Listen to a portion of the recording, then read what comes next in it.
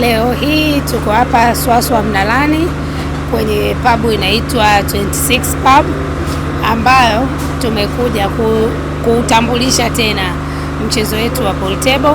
Kwa miaka ya nyuma pool table ilisaulika kabisa kwa Dodoma.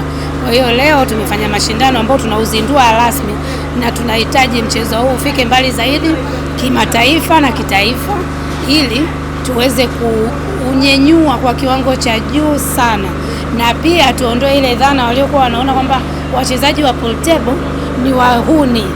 Lakini sasa hivi tunahitaji uwe mchezo wenye mipango na mikakati na kuweza kufika mbali. Wanawake na washauri mjitokeze kwa wingi, kwa sababu mchezo huu sio wa wanaume peke yao. Mchezo huu hata wanawake pia wanashiriki, lakini ni mchezo ambao unatusaidia kutumia akili na unafanya akili zetu zirelax baada ya uchovu mwingi, akili zitulie baada ya uchovu mwingi wa kazini.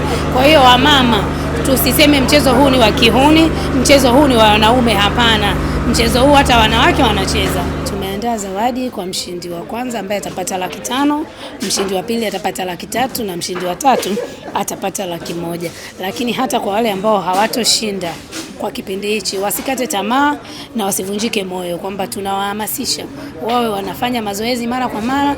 Wakati mwingine tutakapoandaa mashindano wataibuka washindi. Kwanza kabisa tunapenda kumshukuru mkurugenzi wetu wa jiji la Dodoma kwa kuwa mshirika wetu mkubwa, mtu anayetusapoti kwa kila jambo tunalolianzisha, anatia nguvu zake, anatia mkono. Tunamshukuru sana, lakini sisi kama halmashauri ya jiji la Dodoma tumepanga kuendeleza huu mchezo na wachezaji wetu, ambao hata atakapopatikana mshindi hapa, mashindano ya kitaifa yakitokea, tutamshika mkono na tutamsafirisha. Naamini tutazidi kuitangaza Dodoma kwa ukubwa zaidi, hasa kwenye sekta ya michezo.